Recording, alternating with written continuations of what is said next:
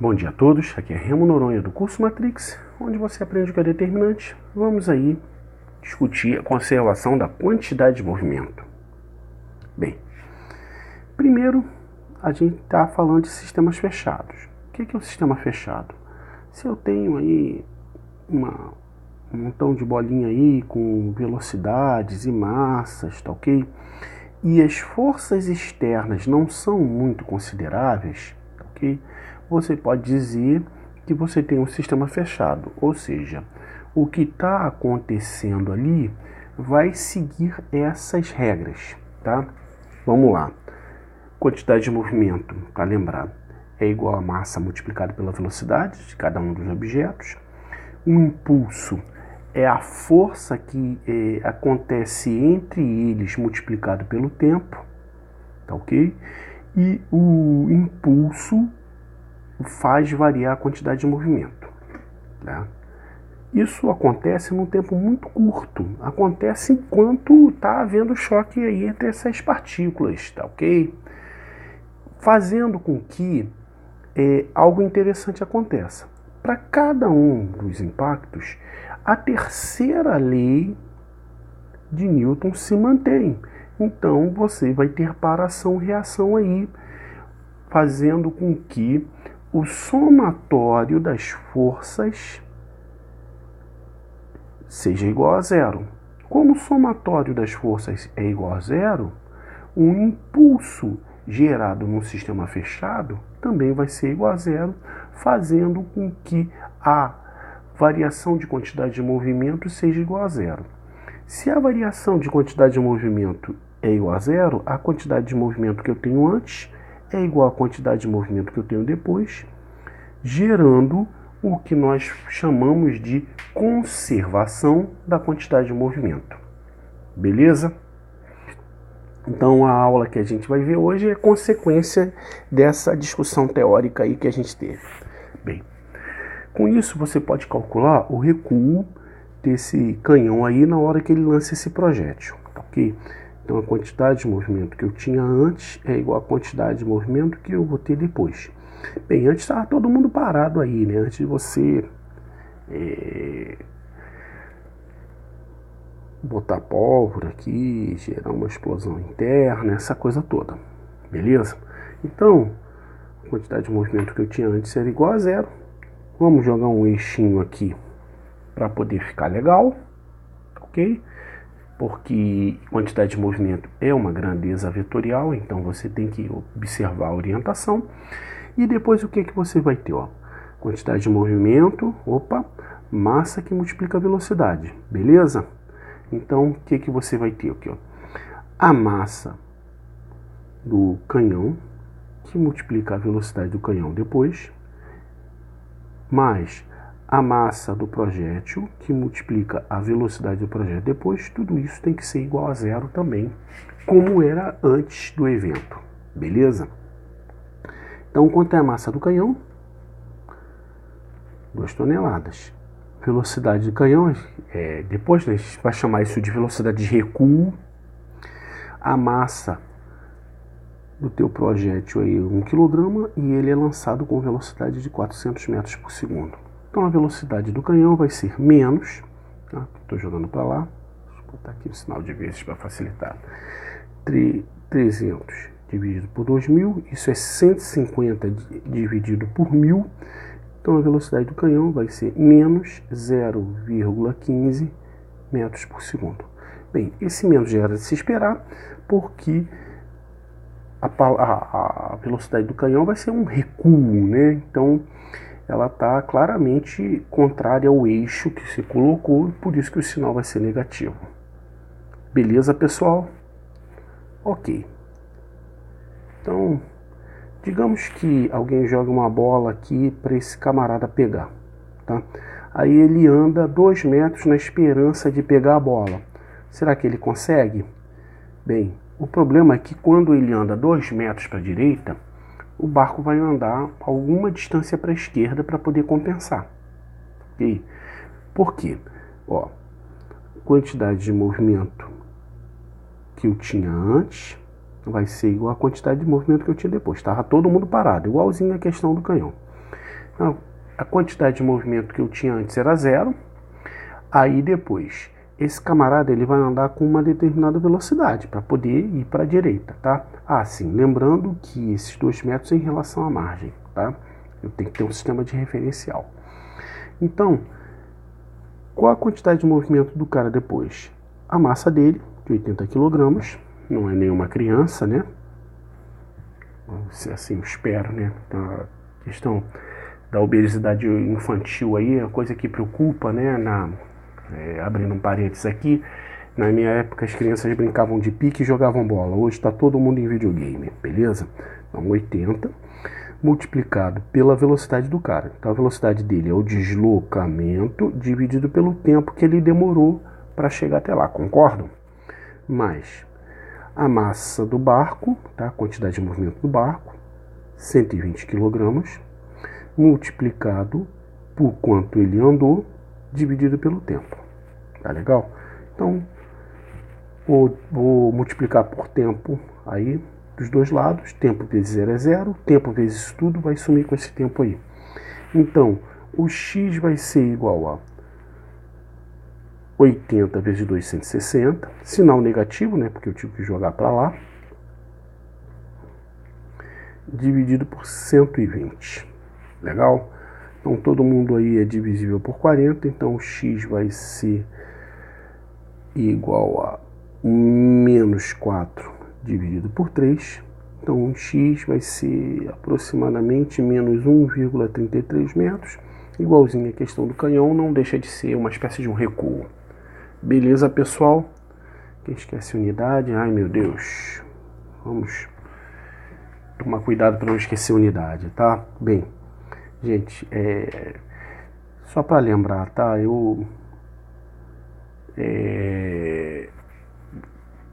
É bom lembrar de que se a prova é discursiva, você tem que ter um cuidado enorme com as unidades, porque senão você corre o risco de não demonstrar aquilo que você sabe, tá? Então, vou fazer um meia-culpa aqui. Bem, tá aqui o marmanjo, vai empurrar essa criança aí. Estão andando de patins, tá? Então, a criança tá parada e o cara que tem 100 kg, tá ok? Vem com velocidade de 6 metros por segundo, só que depois do impacto, né? Porque eu acho que ele vai derrubar essa criança. 6 metros por segundo é uma velocidadezinha razoável, tá legal? Ele continua com velocidade de 4 metros por segundo. Então, a quantidade de movimento que eu tinha antes. A massa do cara vezes a velocidade dele, velocidade inicial, vai ser igual, ó, a massa do cara vezes a velocidade dele, mais a massa da menina, multiplicado pela velocidade dela, tá? Então, vou botar aqui H de homem, botar M de... vou botar G de girl, para não ficar um montão de M aí, beleza? Então, massa da garota, massa do homem aqui, massa do homem aqui, beleza? Então, vamos lá. A massa do cara, 100 kg. A velocidade que ele vinha, 6 metros por segundo. Isso aqui é antes. E aqui depois. Legal? Vamos jogar um eixo aí. Não, eu digo que o camarada ele continua, né, no caso para a direita, com velocidade de 4 metros por segundo. Então 100 vezes 400. A massa da garota é de 40 kg. Qual a velocidade que ela vai atingir? Então, ó, 600 menos 400 é igual a 40 velocidades. Então, 200 é igual a 40 velocidades. Então, a velocidade dela vai ser 20 por 4, 5 metros por segundo. Legal? Isso se ela estiver preparada aí para poder receber esse impulso repentino, porque isso aí tem toda a pinta de vídeo cacetada, tá ok? Então, parece que as pessoas não têm muito cuidado nos riscos de acidente. Bem, Agora vamos dar uma olhada como é que vai variar a energia, tá? Antes o que o cara tinha, ó, tá aqui em azul. Bem, tá aqui em azul, ó. Isso aqui é o que o cara tem depois. Depois, ó, e antes o que a menina tinha? Tá aqui. Depois, ela atingiu uma determinada velocidade que a gente calculou aqui, ó, que é de 5 metros por segundo. Então, vou colocar aqui. Qual é a energia cinética que esse camarada tinha antes? Energia cinética, caso vocês não lembrem, tá? Massa, velocidade ao quadrado. A massa dele, 100 kg. Velocidade, 6 ao quadrado, 36 dividido por 2, 18. Então, tinha uma energia de 1.800 joules. Tá legal? Qual vai ser a energia cinética que o sistema vai ter depois? Bem, a massa do cara, 100 kg. Velocidade do cara, ele passou a se movimentar com velocidade de 4 metros por segundo. Ao quadrado, 16 dividido por 2. Bem, a energia cinética da menina, no cálculo antes nem tinha colocado porque ela estava parada. Mas agora vai ter que colocar que a massa dela, 40 vezes 5 ao quadrado, dividido por 2. Então aqui eu vou ter 800 joules, mais aqui vai dar 20, ok? Então vamos lá. 20 é 2 vezes 10, 2 vezes 25, 50, vezes 10, 500. Então eu vou ter 1.300 joules, tá legal? Olha só que interessante. A quantidade de movimento se conservou. Eu fiz a conta toda baseado nisso. Mas a energia não se conserva nesse choque. Parte da energia vai ser transformada em calor. Ok, pessoal? E não é pouca coisa não. São 500 joules aí que evaporaram, né? Lógico que a energia não se perde, ela se transforma. Ok, pessoal? Bem, por último, uma bidimensional aí, né? Porque a gente não pode esquecer que quantidade de movimento é grandeza vetorial. Então tá aí uma bola de 2 kg, né? Provavelmente uma bolinha de boliche, né? Ela se choca com outra e passa a andar, né? Então isso aqui é A, ela passa a ir adiante com uma velocidade de 4 metros por segundo aqui para a direita. Então qual velocidade essa outra bola vai se movimentar aí para cima, beleza? No caso, imaginando que isso aí seja um chão, tá? Como se fosse uma jogada de sinuca. Enxergaram bem? Ok. Então eu estou perguntando qual é o ângulo que você tem que ir para poder ter esse efeito aí, né? Dessa bola que estava vindo na diagonal andar depois do choque totalmente para a direita. E pergunto também qual velocidade essa outra bola de 1 kg ela vai adquirir a partir daí. Tá legal? Então, a quantidade de movimento antes é igual à quantidade de movimento depois. Mas, como é uma grandeza vetorial, vou separar o que acontece em x do que acontece em y, tá? Então, aqui o meu eixo x e aqui meu eixo y, beleza? Então, em x, qual a quantidade de movimento que essa criança tinha? Massa vezes a velocidade, só que a velocidade está em diagonal. Então, eu tenho que ver a componente dela aqui, ó, essa Vx aqui. Enxergou? Beleza. Então, eu tenho que multiplicar por quanto? Pelo cosseno desse ângulo aí. Bem, se ela, depois de se chocar, a velocidade ela vai andar totalmente para cá, para a direita, tá ok? Ela não vai ter nenhuma componente para y. O Vx vai coincidir com o próprio VA. Legal? Então, velocidade de 4 multiplicado pela massa dele, 2. Então, ó, 2 com 2 vão embora. Então, o cosseno do ângulo vai ser igual a 4 por 8, meio. Se é um ângulo conhecido, né? 60 graus. Beleza, pessoal? Agora, vamos calcular o que acontece em y,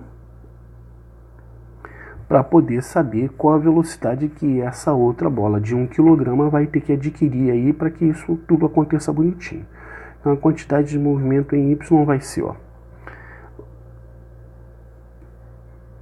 antes, tá? A quantidade de movimento antes vai ser igual a massa, velocidade, só que aqui eu vou ter que trabalhar com a componente em x, em y, desculpa, que vai dar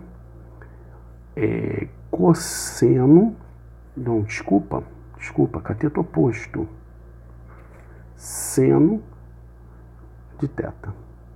Legal? Então, vai ser igual a quantidade de movimento depois, que é a massa de B, que é 1 kg, vezes a velocidade de B que eu estou querendo calcular. Então, vamos lá. Se eu igualar essa guerra toda, o que eu vou ter? Ó? 16 seno de 60 graus é raiz de 3 sobre 2. Legal? Então, tudo isso vai ser igual a massa de B, que é 1 kg, vezes a velocidade de B. Então, a velocidade de B que vai adquirir, 16 dividido por 2, 8 raiz de 3 metros por segundo. Tranquilaço, pessoal? Bem, por enquanto é isso, tá? Fica aquele abraço para vocês, a nossa velha despedida.